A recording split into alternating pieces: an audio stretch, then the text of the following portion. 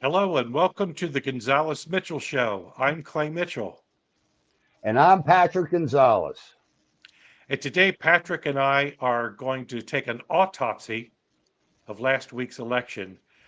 Now, Oh, Patrick, okay. As long as it's you, not you an autopsy of me. Gee. that's right. That's right.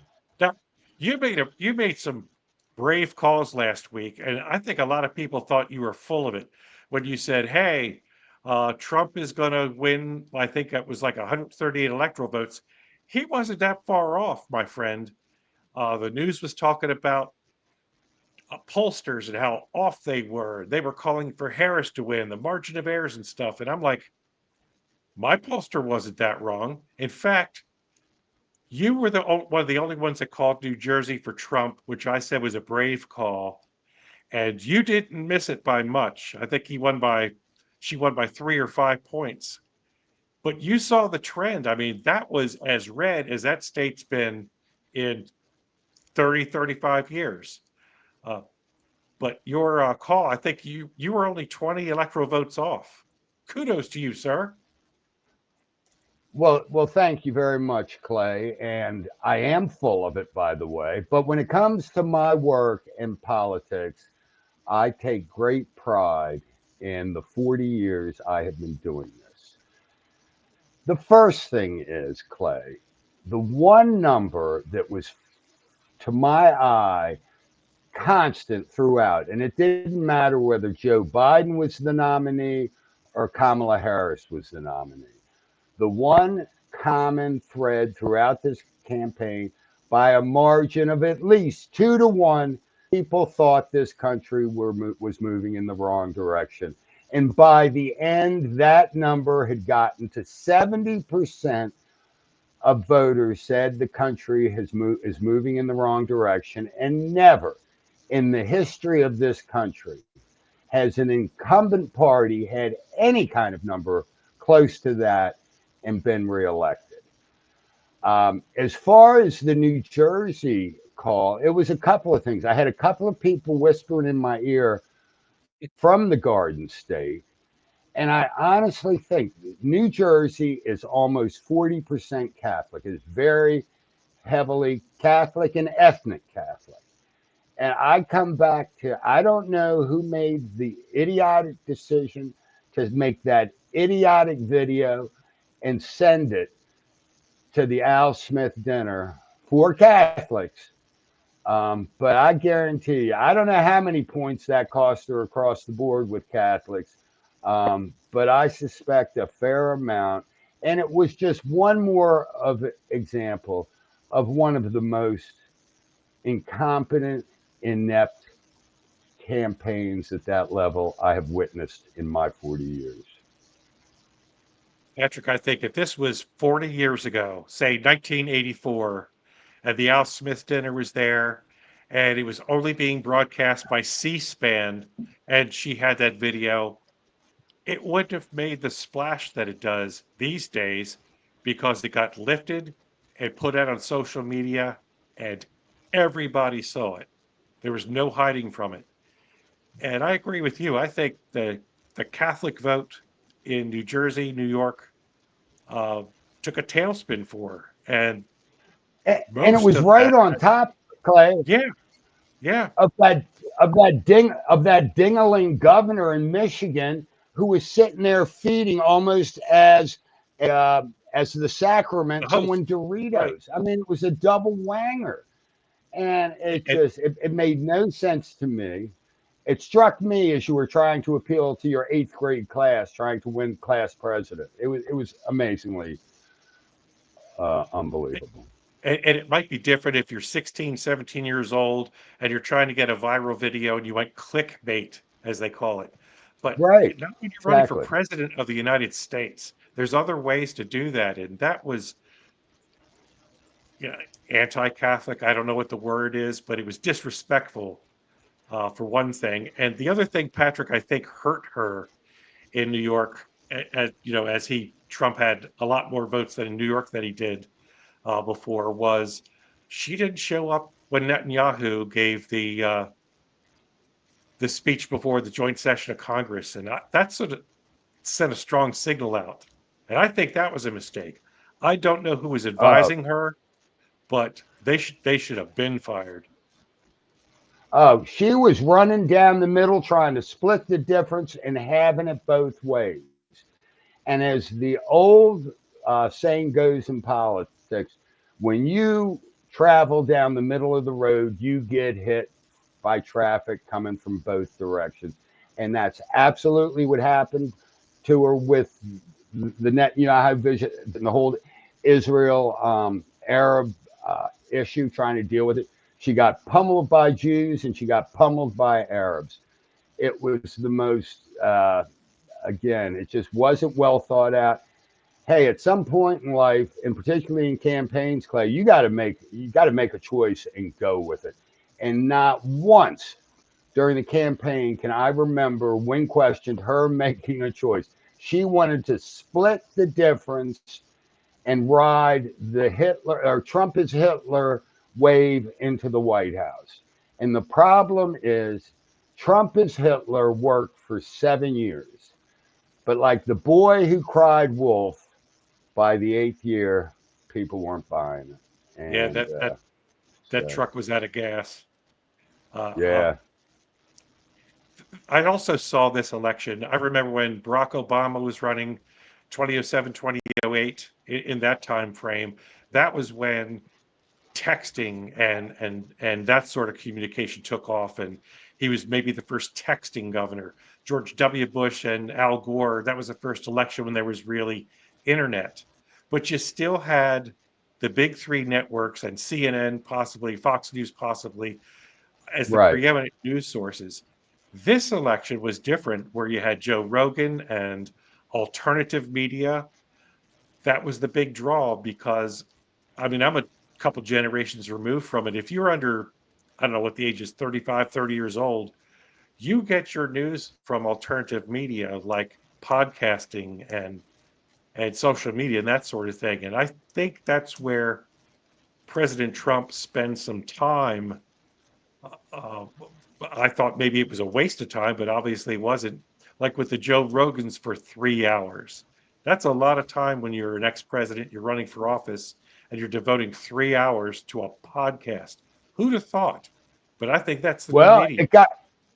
it got 30 million views, so it sounds like a three hours well spent. And yeah, I remember back in it was 2004. Howard Dean was running for the Democratic nomination, and he had this guy. I can't remember. He lived in Maryland, if I remember Yeah. correctly, and he kind of Joe introduced. Trippy? Joe Trippy? Was that Yeah, his name? yeah, Yeah. something like if we got it wrong, we apologize. It was something close to that. Right. And he introduced the new wave. Now it was in the beginning. By '08, I think you really had it was the three biggies plus cable had kind of insinuated itself into the game pretty good. Um, but it was just it reminded me, and I don't want to sit here and trash the Harris campaign because she did have some limitations. It was 107 days. It was a shortened Mhm. campaign through just a series of circumstances. But oh my gosh, it was just so poorly executed. And I never once got the sense that they were going for a vote kind of outside their base. Their call her daddy, their TikToks, their concerts with all the hip performers. I mean, that's great if the total universe is 40 or younger, but it missed so much. And on the other hand, Donald Trump ran a disciplined campaign. He stayed on for him. He stayed on message as much as he could, um, and he had people. He listened to the right people this time, and it was a very well executed campaign to my eye. And the other thing is, I was watching it throughout because I started my Politics with Patrick show the end of July, sometime in July or something. So it was really Right. the last 3 months. And it was coming in out of Labor Day. And I was watching a couple of things. Again, the right track, wrong. right direction, wrong track. That number was just solid from the beginning, and it should have made you question every day. So I had that. And the other thing, I was watching that Real Clear Politics of the national average. And it Mhm. started out about 2 months out, Harris up 3. And then after a week or 10 days, it went to Harris up 2.5. And it hung there for a while. And then it went to Harris 2.2, 2, 1.8, 1.6, 1.5. And about 3 weeks out, all of a sudden, it's zero point 0.8, zero point 0.6, zero point 0.2, dead even about, I might have my time frame a little off, about 2 weeks out. And then all of a sudden, Trump plus zero point 0.1, zero point 0.2. And I think it got up to zero point 0.6 with about 8, 9, 10 days or something like that. And all of a sudden, I got up and it started moving back. And it was almost to my eye.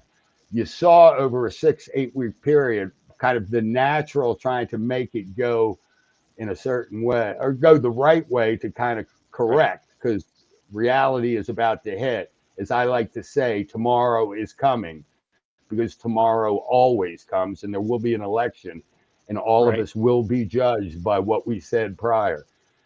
And then when it got up to Trump about zero point 0.6 or zero point 0.8, all of a sudden in the last week or so, they started creeping down.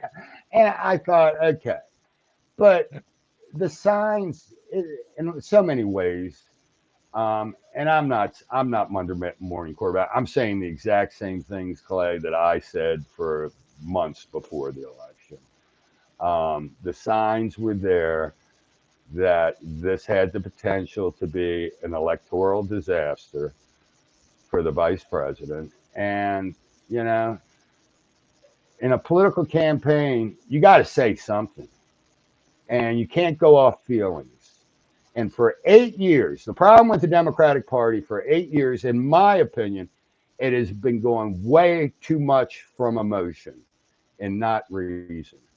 And at some point, you can't have a happy life. You can't have a successful life if it's the whole thing is driven by emotion. So we'll see where it goes from here. And I got I kind of got a giggle that when Bruce Springsteen was brought out, he did a television advertisement and I think he did a concert.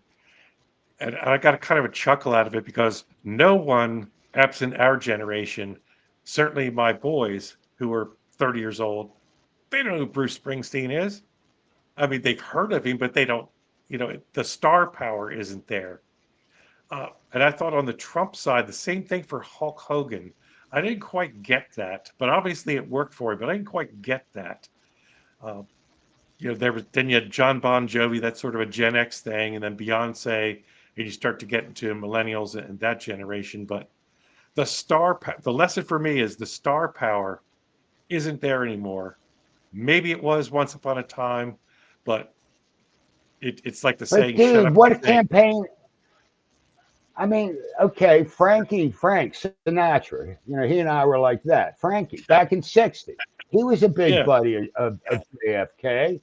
yeah. But JFK didn't put him front and center like Beyonce did. All those beyond like Vice President Harris did with Beyonce in Houston and all these people.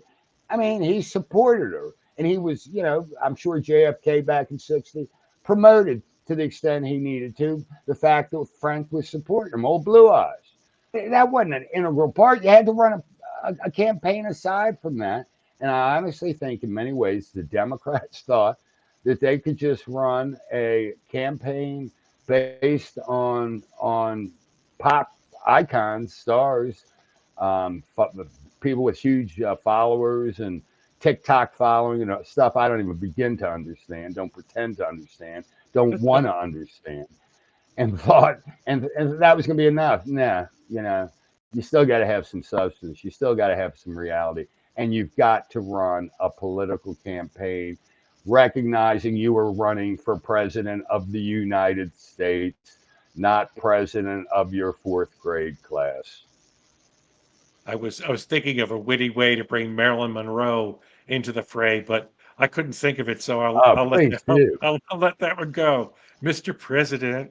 Oh, Oh, Happy birthday to Birthday to you. you. Happy birthday, Mr. President. Oh Lord. Happy birthday to you. Oh, Oh, I those mean, were that was one those of were the the best days, nights my of my. friend. But They were, those were, yes, they were.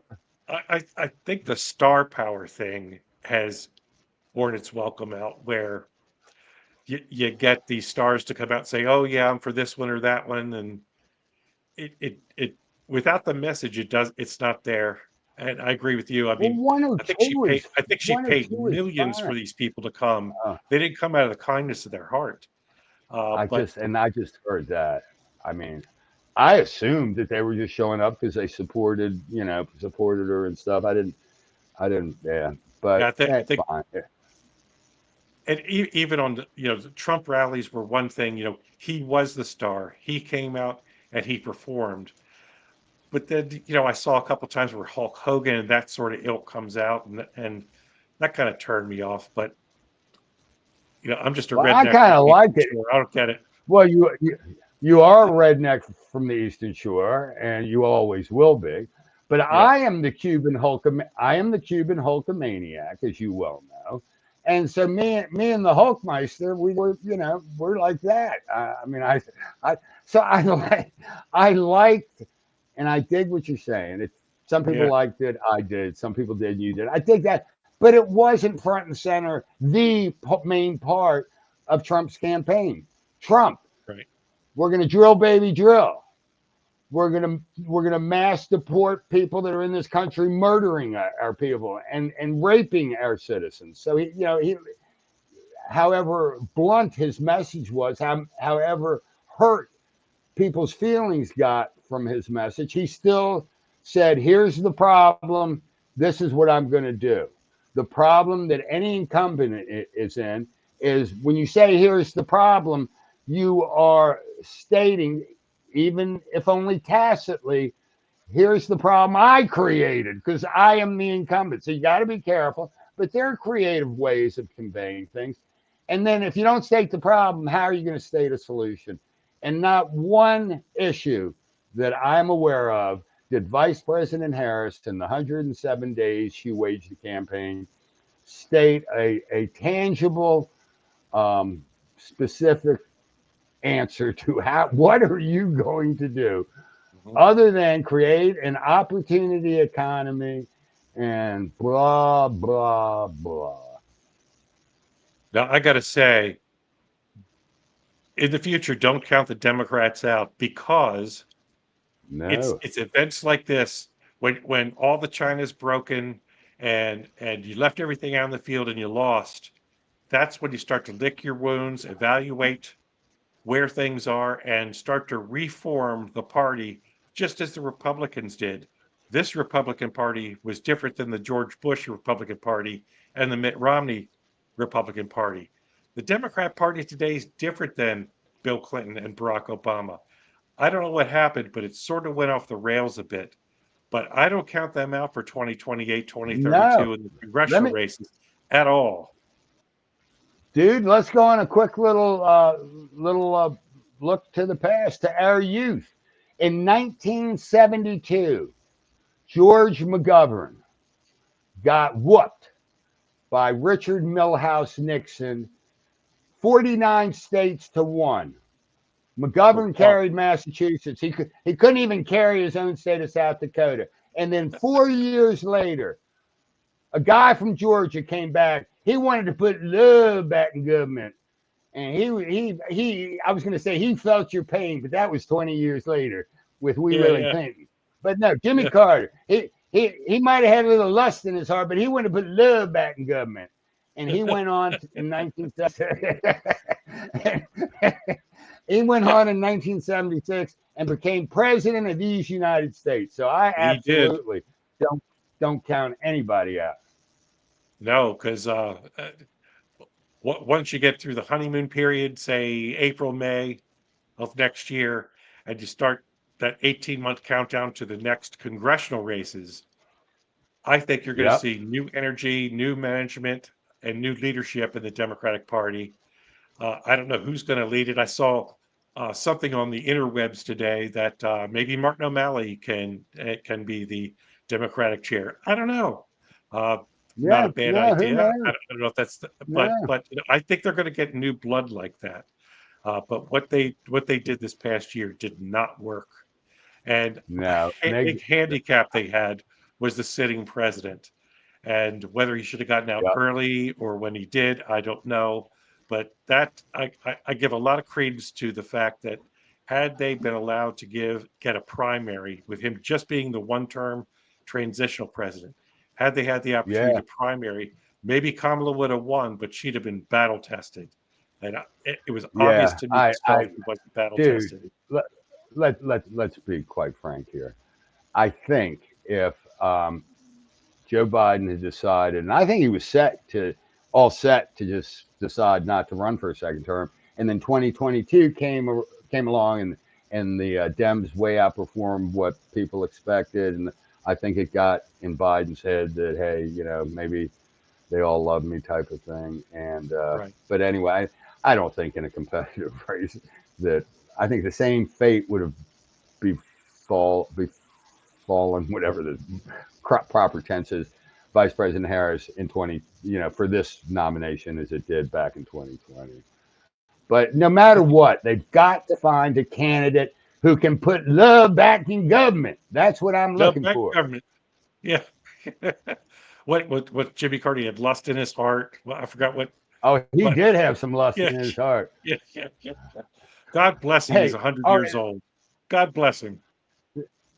Now this was an old joke. This is a family show. It's not. It's not. It's kind of clean. It's not dirty. Should I tell it or should I just shut up? Oh, This let me joke think. was in. Oh, Patrick, go for it. Okay, this joke probably was in vogue about 1978, maybe 79, and it's what do the fort what does the 14th Street Bridge in Washington D.C. and Jimmy Carter have in common? Oh gosh. Does it have something to do with an airplane? They both go in and out of Roslyn. Jeez. Ah, all right. Yeah. All right. That's a dad joke for you kids in the audience. Yeah, we got to appeal to a younger crowd. Yeah. Well, we're going to have Yeah. a guest or two on to also talk about the autopsy of the election and talk about where the Democratic Party is today and what they need to do going forward. And we'll have a guest up on that. And I'm sure we'll be able to talk to other people here in the next few weeks about what their thoughts are. But my friend, I want to congratulate you. You are the closest pollster to come to the actual results that I've seen. And I want everybody to know that. They were talking on the Well, thank news you. about it and how wrong they were. I'm like, not my Patrick Gonzales. But for New Jersey, you'd have been almost pitch perfect, my friend. Well, thank you very much. And I So, apologize. I want to apologize to everybody out there named Rosalind. So I'm sorry. all right, Patrick. Well, we'll it's only Monday. It's only Tuesday. It's the beginning of the week. We got the rest of the week to go. We'll be back on here again soon. So until then, I'm afraid, my friend, it's time to say goodbye, Patrick. Goodbye, Patrick. Goodbye, Patrick.